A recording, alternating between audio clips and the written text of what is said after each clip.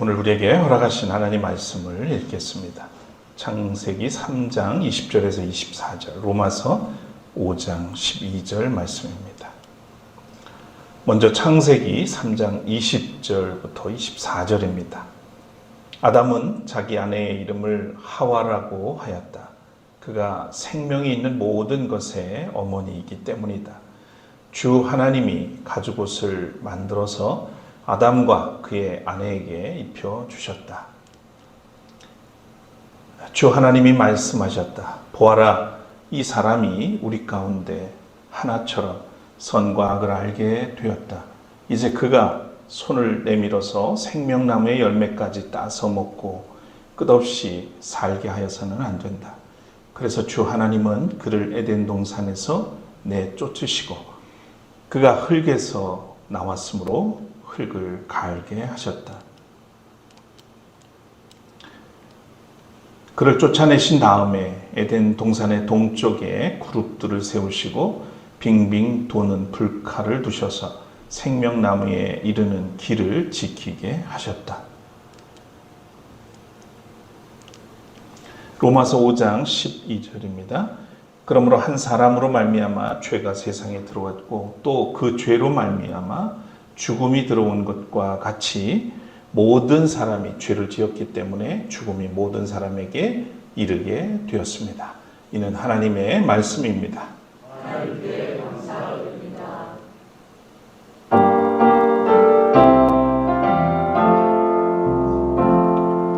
할렐루야,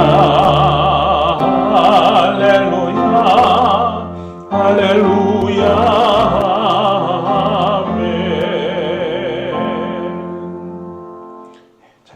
앉으시겠습니다.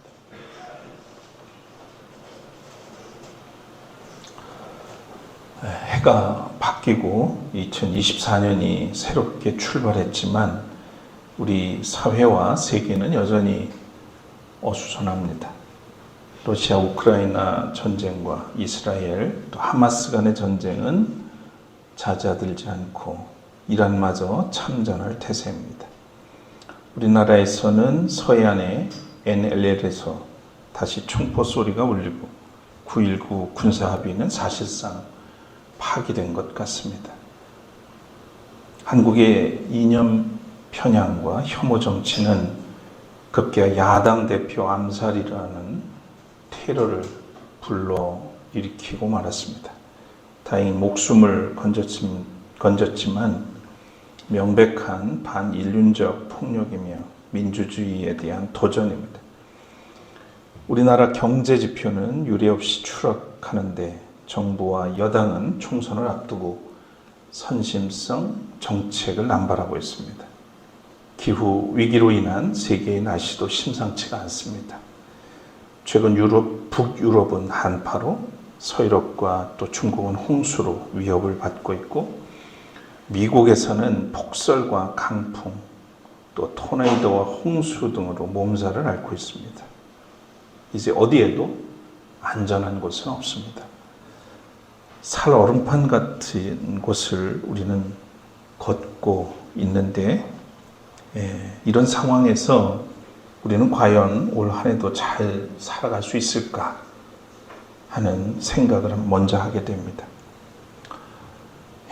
먼저 싸구려 거짓 희망에 우리가 농락당하지 않도록 냉철하게 현실을 직시해야 하겠습니다.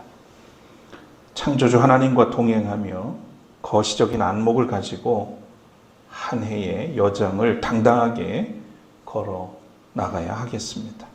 오늘도 전능하신 창조주 하나님을 사모하며 예배드리는 여러분에게 능력과 지혜와 평강이 위로부터 충만하게 임하기를 소원합니다.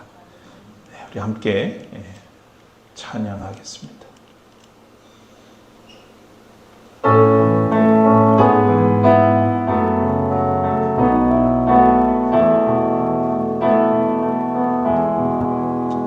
사랑해요 목소리 높여 경배해요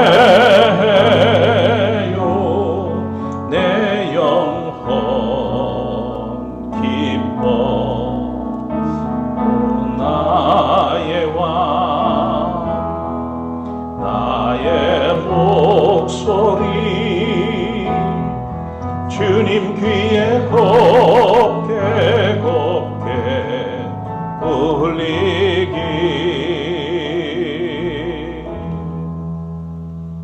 주님, 오늘도 우리에게 새날을 주시고 또 거룩한 주일을 허락하셔서 주님 앞에 나와 온 몸과 마음을 다하여 예배 드릴 수 있도록 인도해 주셔서 감사합니다. 여전히 어수선한 시대를 살아가지만 우리의 소망을 하나님께 두고 우리의 구원자 되시고 만물을 지으셨을 뿐만 아니라 여전히 다스리시고 이끄시는 하나님과 동행하며 오늘도 거룩한 길로 나갈 수 있도록 인도하여 주옵소서. 오늘도 이 시간 우리에게 말씀 앞에 불러주셨습니다. 예비하신 말씀을 통해서 우리가 하나님을 어떻게 바라봐야 하고 이 세상을 지배하는 이 악한 일들 속에서 그 원인이 어디에 있음을 분명히 알고 우리가 서야 할 자리, 나가야 할 길을 새롭게 말씀 안에서 찾는 귀한 시간이 되게 하여 주옵소서. 부족한 종에게도 능력을 베푸시길 원합니다. 오직 주의 영광만 나타나게 하옵소서. 예수 그리스도 이름으로 간절히 기도드립니다.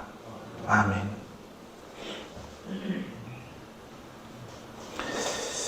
언제부턴가 연말이 되면 새해를 예측하는 기사와 책들이 쏟아져 나옵니다.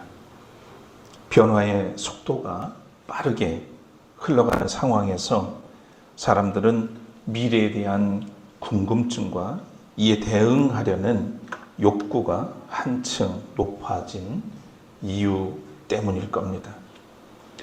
빅데이터를 활용해서인지 제시하는 트렌드가 대부분 맞아떨어지는 그런 확률이 매우 높습니다. 서울대 김난도 교수가 주도해서 만든 트렌드 코리아 2024라고 하는 책이 지난해 10월에 나왔습니다. 청룡의 해를 맞아서 트렌드 10가지를 선정하고 그 영문 단어를 따서 드래곤 아이즈라고 하는 부제를 달았습니다. 제가 보기에는 10가지 중에 가장 먼저 눈에 들어오는 것이 분초사회입니다. 분초사회라는 것은 시간이 소중한 자원이 되면서 시간 효율성을 극도로 높이려는 경향성이 증대된 그런 사회를 뜻한다고 합니다. 요즘 사람들이 1분 1초를 아까워하는 사람들이 늘었고 설교나 강의를 들으면서 폰을 만지고 한 번에 여러 가지 일을 동시에 처리하는 것을 선호한다는 것이죠. 시간의 가성비를 극도로 중요시하면서 사용 시간의 밀도가 매우 높아져서 예전에는 돈을 벌기 위해서 시간을 썼다면 이제는 시간을 아끼기 위해서 돈을 사용하는 사람들이 많아지고 있다고 합니다. 우리의 생활도 잘 한번 생각해 보면 납득이 될 겁니다. 예전에는 갈 데 없으면 예배당에 와서 기웃거리는 아이들도 있었고 또 기도하는 성도들도 제법 많았습니다.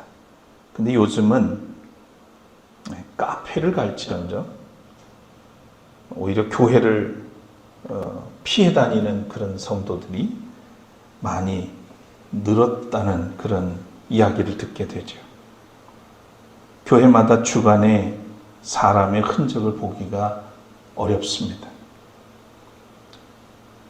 대부분의 교회에서 나타난 현상입니다.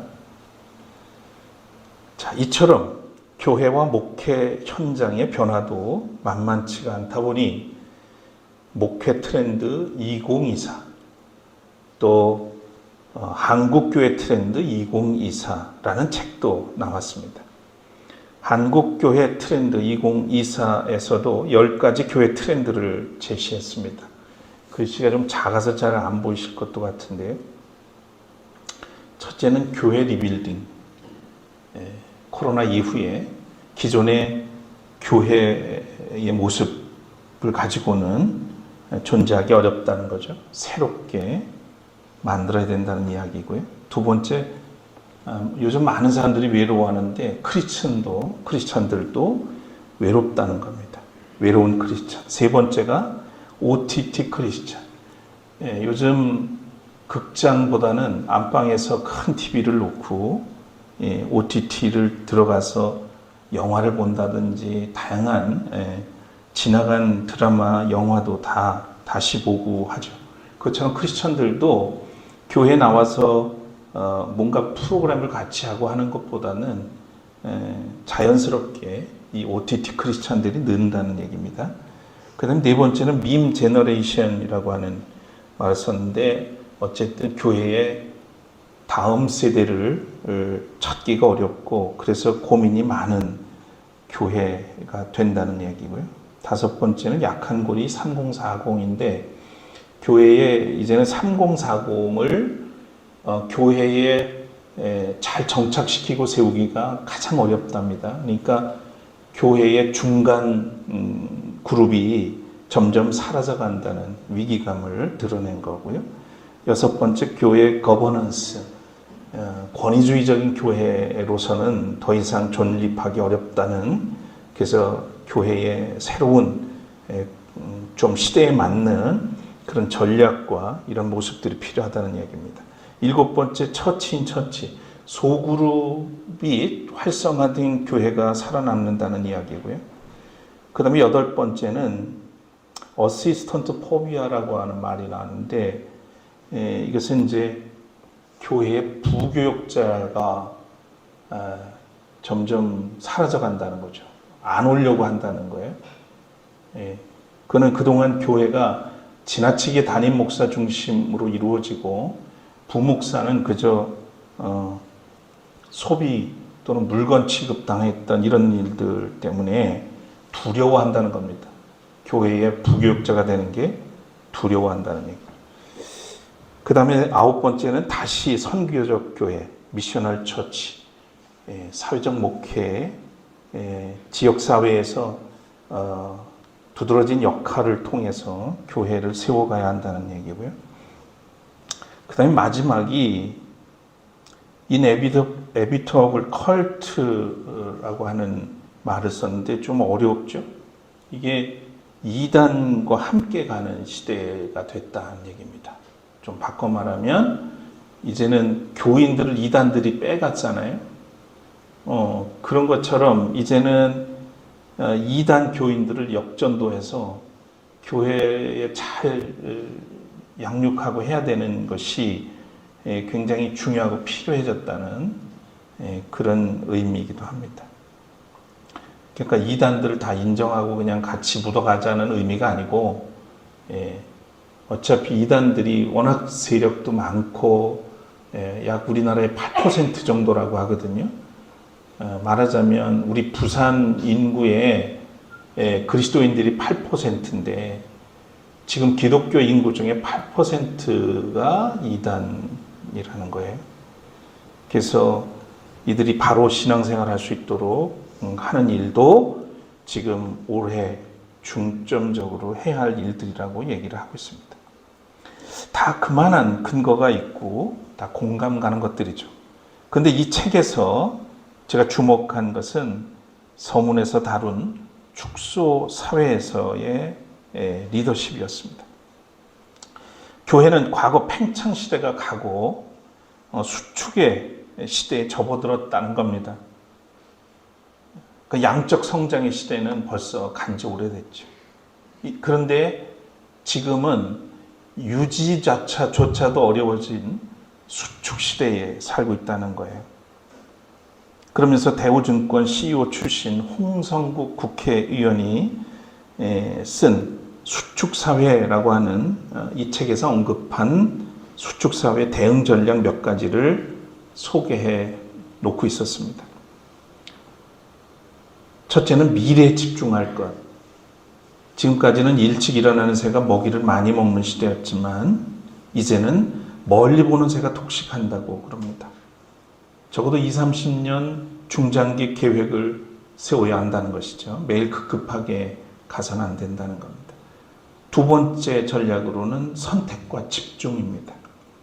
전략적으로 한 가지를 선택하고 거기에 집중하라는 것이죠. 이걸 교회에 적용한다면 우리 교회가 성장할 수 있는 또 가장 잘할 수 있는 것을 선택하고 그 사역에 집중하라는 겁니다. 모든 걸 다 잘할 수는 없다는 얘기죠. 세 번째, 미래형 리더가 되는 겁니다. 보통 전통적으로 우리는 솔선수범, 자기희생, 이게 굉장히 중요한 리더십이었어요. 그러나 지금은 교인들도 교회의 사역보다는 개인의 행복을 더 중요시하는 시대가 됐다는 얘기를 합니다. 그래서 미래형 리더가 돼야 된다는데, 미래형 리더가 뭐냐? 곤충의 눈을 통해서 입체적으로 보고 새의 눈을 통해서 먼 곳을 볼 줄 알아야 하고, 물고기의 눈을 통해서 물결, 즉 시대의 흐름을 알아야 한다고 이야기했습니다. 곤충의 눈, 새의 눈, 물고기의 눈이 필요하다는 거죠. 자, 트렌드를 알고 세부적으로 적용할 필요도 있겠습니다만, 관건은 우리가 그리스도인이라면 성찰적 영성을 가지고 시대의 흐름을 읽고 인간다움과 또 교회다움이 무엇인가를 찾아가는 태도가 무엇보다 선행되어야 되고 그게 중요하다는 생각을 하게 됩니다. 자, 그러기 위해서는 우리가 먼저 성서를 통해서 역사를 잘 이해할 필요가 있습니다. 창세기 1장에서부터 11장까지를 원역사라고 합니다. 물론 논쟁이 있기도 합니다만 일반적으로 그렇게 이해하죠. 원역사라고 하는 것은 인간이 헤아리는 역사 이전의 역사라는 의미입니다. 원역사는 하나님의 창조, 또 인간의 배신과 타락, 하나님의 구원이라고 하는 이 3차원적 구도를 담고 있습니다. 이 원역사는 하나님의 구원 역사를 여는 서막과도 같죠. 지난 주일 강론에서 우리가 나눈 것처럼 창세기 1장과 2장은 천지, 생명, 인간을 지으신 창조주 하나님을 향한 이스라엘 민족의 신앙 고백이었습니다.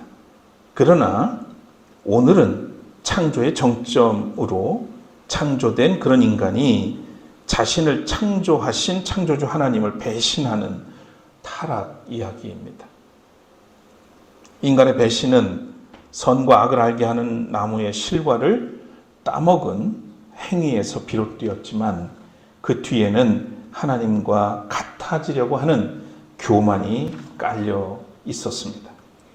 선악과를 먹는 날에는 너희 눈이 밝아져서 하나님과 같이 될 것이라고 하는 뱀의 유혹에 빠졌기 때문이죠. 이 배신은 아담과 하와를 에덴 동산으로부터 추방하였고 동생을 들로 끌고 가서 죽이는 형제살인으로 이어졌으며, 또 바벨탑을 하늘 끝에 닿게 세워서 하나님과 맞서려는 인간의 교만으로 나타났습니다. 하나님의 창조하심이 우주와 세계, 인간의 원형이었던 것처럼 배신과 타락도 온 인류 속에 퍼진 원죄가 되었습니다. 그러나 창세기 3장에서 11장에는 제3의 역사, 또 다른 역사가 등장하는데요.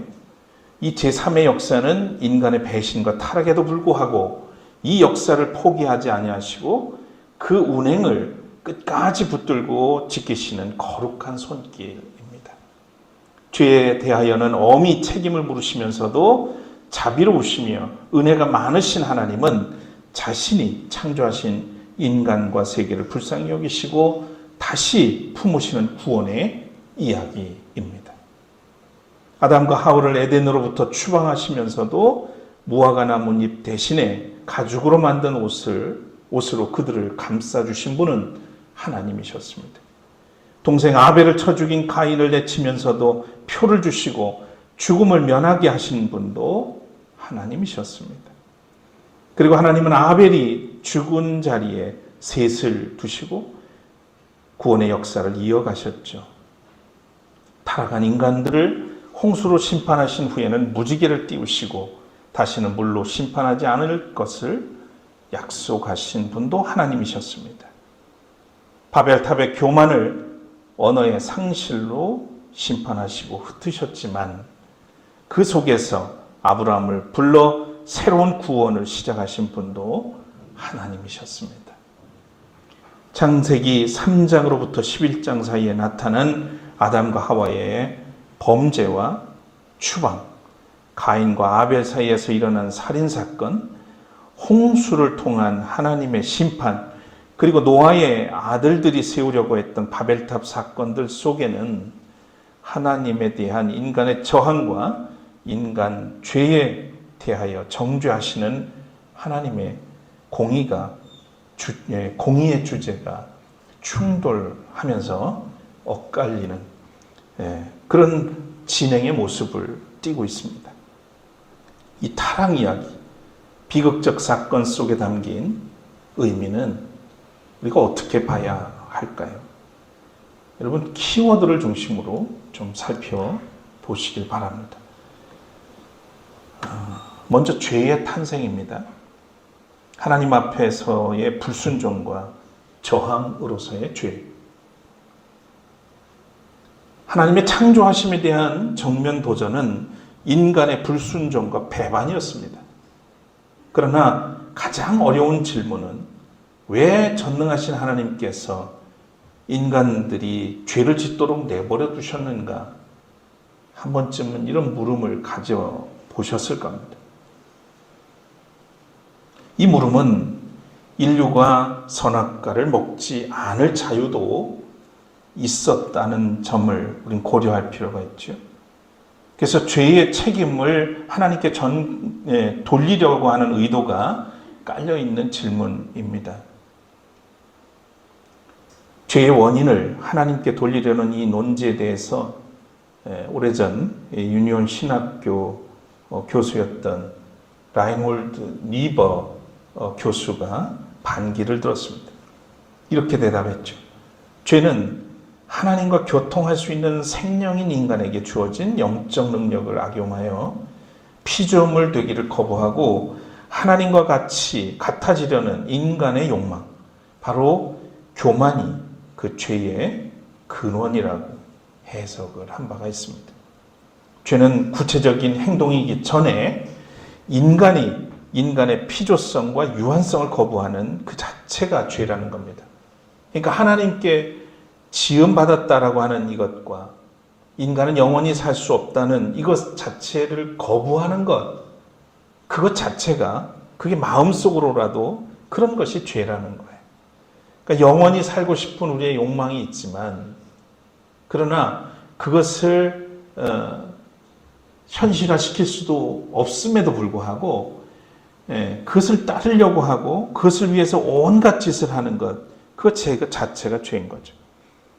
선악과를 따먹은 아담과 하와의 생각 깊은 곳에는 자신들이 절대자가 되려고 하는 그런 욕망과 교만이 숨어 있었다는 겁니다.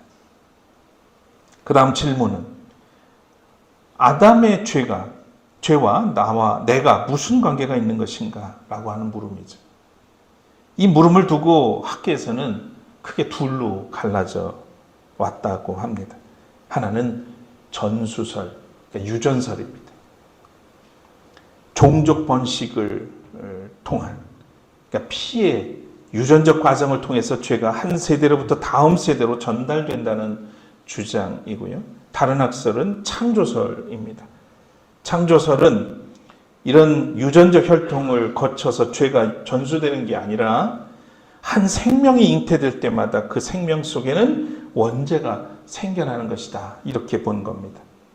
그러나 우리가 성경에서 보면 사도 바울과 그리고 또 20세기에 학자 중에 신학자 중에 하나인 한 분이었던 에밀 브룬너는 죄는 전수되는 것도 창조되는 것도 아니라 아담이 지은 범죄 안에 인류 전체는 이미 참여했다고 주장을 합니다. 이것을 연대설이라고 부릅니다.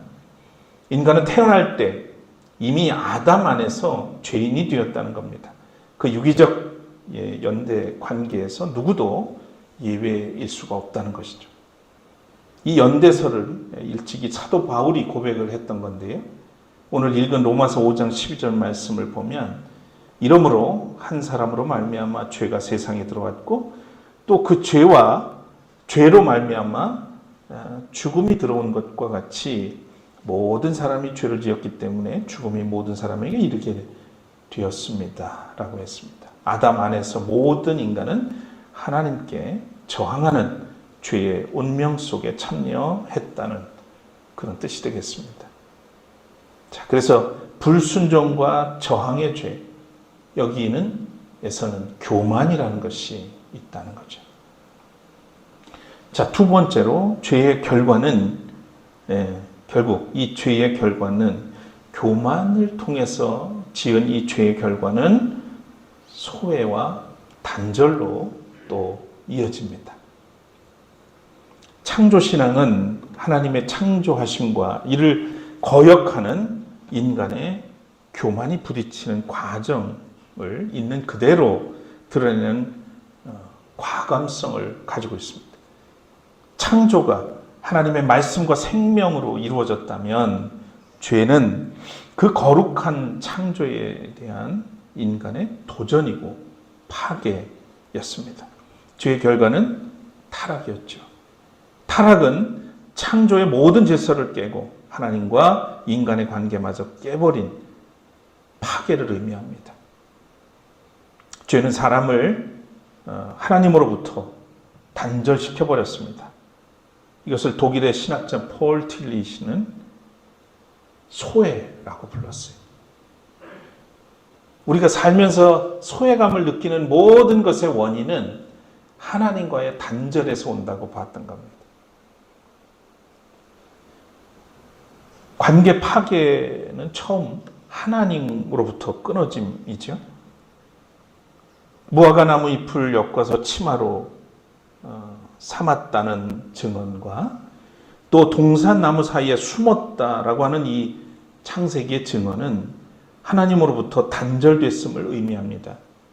하나님으로부터의 단절은 낙원 추방, 신락원이라는 고향상실과 불안한 존재로 전락을 시켰죠.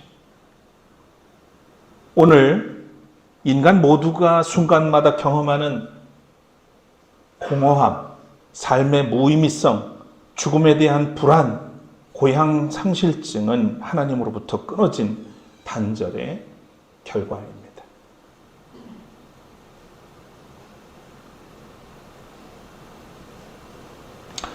그러니까 뭔가 모르게 우리가 살아가면서 외로움을 느낄 때가 있어요. 뭔가 버려진 듯한 느낌.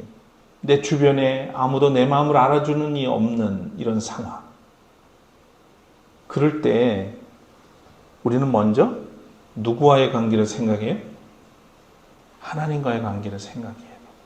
우리의 실존은 하나님으로부터 비롯됐기 때문에 그 관계를 먼저 점검하셔야 되는 거예요. 자, 두 번째, 하나님으로부터의 단절은 그 다음에 어떻게 이어지냐? 이웃, 너로부터의 단절로 이어집니다.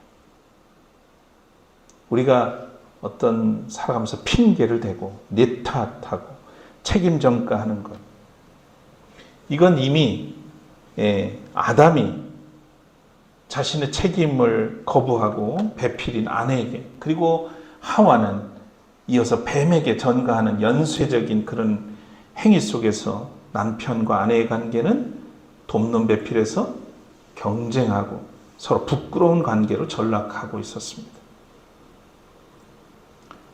자, 그래서 하나님으로부터의 또 단절은 거기서 끝나지 않고 땅으로부터의 단절로 이어지죠.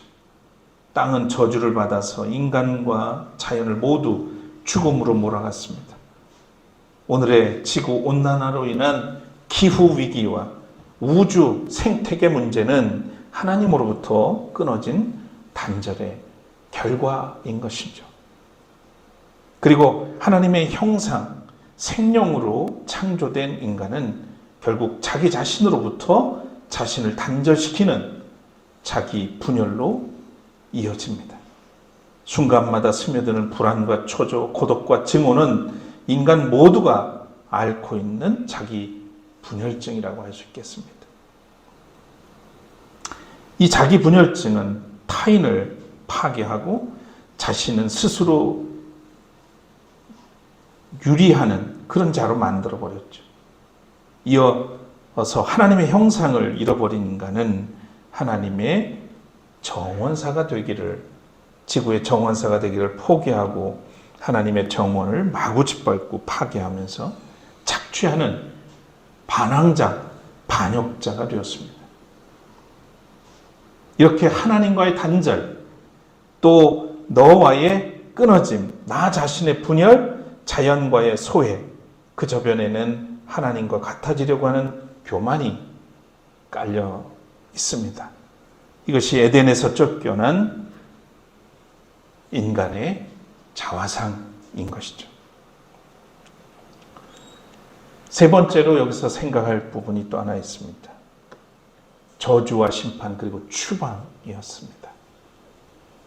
아벨의 피소리를 듣고 계신 하나님, 그 하나님의 모습을 우리는 이 창세기에서 또 보게 되는 거죠. 하나님과 인간 사이에 남은 것은 저주와 심판 그리고 추방뿐이었습니다. 그러나 바로 이때 하나님께서는 기이한 일을 하고 계셨습니다. 창세기 3장 21절에서 읽은 것처럼 주 하나님이 가죽옷을 만들어서 아담과 그의 아내에게 입혀주셨다 그랬죠. 이때는 바로 아담과 하와를 에덴에서 내쫓으실 때입니다. 그러나 무방비 상태로 하나님은 낙원에서 쫓아내신 게 아니고 가죽옷을 만들어서 그들을 감싸주셨습니다. 가죽옷은 심판, 그 다음에 하나님의 아이콘이라고 할 수 있겠습니다. 심판 다음 인간을 향하신 하나님의 사랑과 자비하심이 바로 이 가죽옷이었다는 거죠. 가죽옷은 하나님 마음의 표현이었으며 성서 전체를 관통하고 흐르는 하나님의 아이콘, 바꿔 말하면 사랑과 구원의 시작이었습니다. 동생 아벨을 쳐 죽인 가인의 살인사건은 노아의 아들들의 교만으로 계속 확대되어 갑니다. 죄는 전수되는 것도 창조되는 것도 아니라 처음 인간, 아담 안에 인간 모두가 참여한 연대적 죄이고, 죄는 결국 인간 모두가 피할 길이 없는 공동 운명이 된 것입니다. 그러나 그 자리에는 아벨이 죽고 말이 없는 그런 자리였습니다. 정의가 죽어나간 자리죠. 그러나 하나님은 그곳에서 아벨의 피소리를 듣고 계셨습니다. 인간이 희망을 가질 수 없는 한계 상황. 그러나 하나님은 죽어 말이 없는 자의 소리를 듣고 계셨습니다. 인간 역사는 인간의 조직과 권력으로 진행되었지만 그 역사를 뒤엎고 새로운 호흡으로 소생시키시는 분, 바로 하나님이셨습니다. 성서는 이를 하나님의 반전의 역사라고 부릅니다. 성서는 기가 막히게도 이런 역설적인 반전의 역사가 곳곳에서 드러나죠. 그것은 우리에게 큰 위로와 희망이 되기도 합니다. 자, 끝으로 남은 자를 들어서 구원을 시작하신 하나님의 모습을 우리는 성서에서 보게 됩니다. 창세기에서 가인이 아벨을 죽이고 폭력이 역사를 지배하는 역사의 현장 속에 노아 시대의 사람들이 정욕과 방탕으로 역사를 타락시킨 그 공백 속에, 또 노아의 아들들이 성읍과 탑을 건설하여 이름을 내고 흩어짐을 면하자고 내세워서 인간의 이 역사를 지배하려던 그 공백 속에 아벨의 핏소리를 듣고 계시던 하나님은 그곳에 노아를 두셨고 또 아브라함을 남겨두셨습니다. 성서는 이들을 남은 자라고 불렀고요. 하나님은 이들 남은 자들을 들어서 구원을 이어가셨습니다. 오늘 우리가 나눈 이 인간의 타락 이야기는 왜 세상은 악한가? 또 왜 세상에는 선과 악이 존재하는가?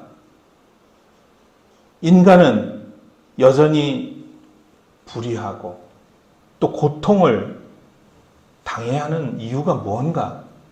라고 하는 이런 물음의 원인이 무엇인지를 우리에게 밝혀줍니다. 또한 이 원인을 알고 어떻게 하면 이 해결책을, 이 문제를 인간의 정말 유구한 역사 속에 여전히 오늘에서도 문제가 되는 이 문제를 해결할 수 있는 길이 무엇인가를 깨닫게 해줍니다. 그래서 우리가 창세기의 이야기를 모르고서는 우리 인류의 삶을, 역사를, 또 오늘의 나의 삶을 이해할 수도 알 수도 또 길을 찾아갈 수도 없는 것이죠. 자, 우리는 모두 수치와 부끄러움의 상징인 나뭇잎 치마를 두르고 살았었지만 하나님의 긍휼과 사랑과 은혜로 그리스도 안에서 하나님의 가죽옷을 입은 사람이 되었습니다.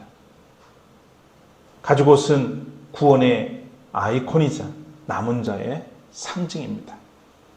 타락의 늪에서 단절을 끊고 그리스도 안에서 하나님과 동행하며 창조적 동역자로서 또 지구 정원사로서 하나님의 선교에 동참하는 우리 센터 가족들 되시기를 축원합니다.